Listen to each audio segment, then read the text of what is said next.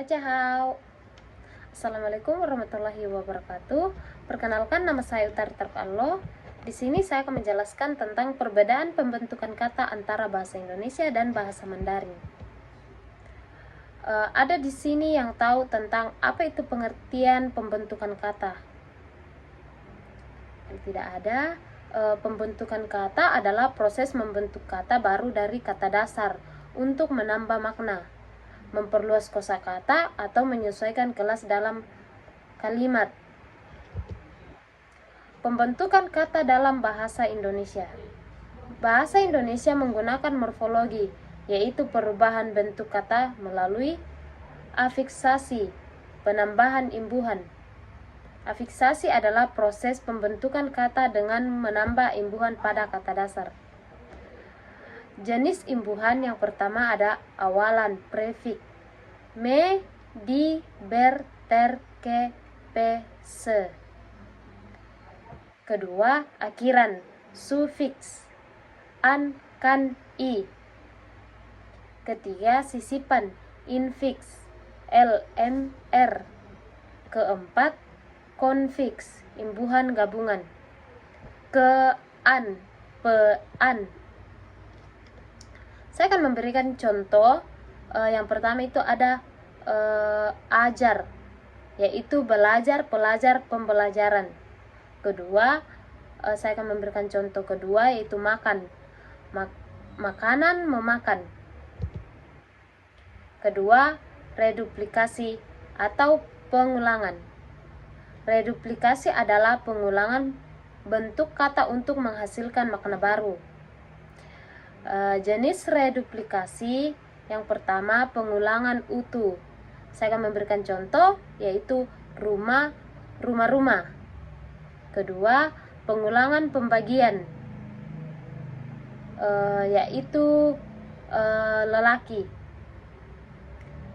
Ketiga, pengulangan berubah makna, idiomatik, yaitu jalan-jalan atau bersantai. Ketiga, pemajemukan atau kata majemuk. Dua atau lebih kata digabung menjadi satu makna baru. Contoh, rumah sakit, alat berat, tenaga kerja, mata pelajaran. Pembentukan kata dalam bahasa Mandarin. Yang pertama, dalam bahasa Mandarin tidak ada sistem imbuhan seperti dalam bahasa Indonesia. Satu kata biasanya tetap bentuknya dalam semua situasi. Dan makna berkembang melalui gabungan karakter, konteks kalimat, perubahan kelas kata tanpa perubahan bentuk atau reduplikasi. Kedua, kata dasar. Kata dasar berdiri sendiri dan tidak berubah bentuk. Saya akan memberikan contoh. Yang pertama, si, makan, shue, belajar, kan, melihat. Yang ketiga yaitu kata majemuk. Bahasa Mandarin banyak membuat kata baru dari gabungan dua karakter atau lebih. Contoh, shue ditambah xiao, dia akan menjadi shue xiao, yaitu sekolah. So ditambah ci, dia akan menjadi so ci, yaitu handphone. Huo ce, huo ditambah ce, dia akan menjadi huo ce, yaitu kereta api. Fan ditambah tian, dia akan menjadi fan tian, yaitu rumah makan. Keempat, reduplikasi. Mirip dengan reduplikasi di bahasa Indonesia, tetapi sering memberi kesan lebih halus atau santai. Contoh, kan, coba lihat. Xiang, coba pikirkan. So, jalan-jalan. Perbandingan kedua bahasa. Cara membentuk kata. Dalam bahasa Indonesia, imbuhan, pengulangan, pemajemukan. Dalam bahasa Mandarin, gabungan karakter, reduplikasi atau konteks. Bentuk kata dalam bahasa Indonesia dapat berubah, bahasa Mandarin tetap. Perluasan makna. dalam bahasa Indonesia dibentuk melalui proses morfologi. Bahasa Mandarin dibentuk melalui komposisi karakter.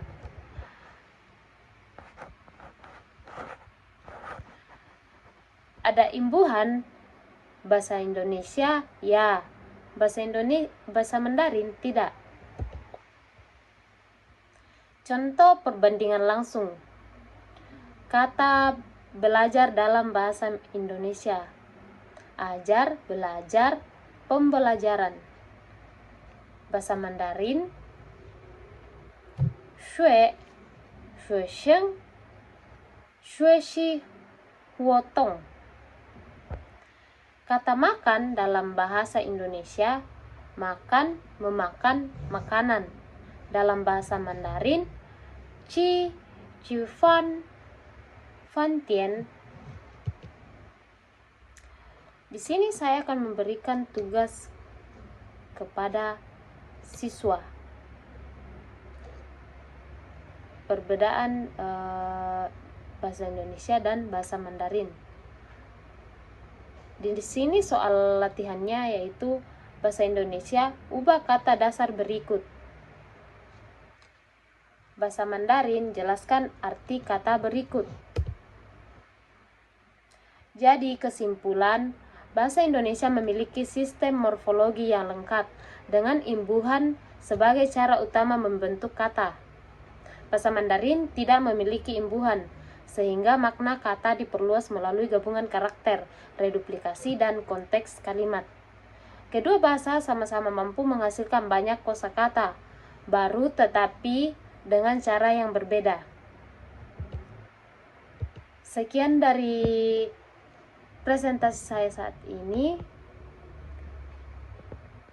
Jika ada salah dan kata yang tidak berkenan di hadapan kalian semua, saya memohon maaf. Sekian dan terima kasih. Xie xie.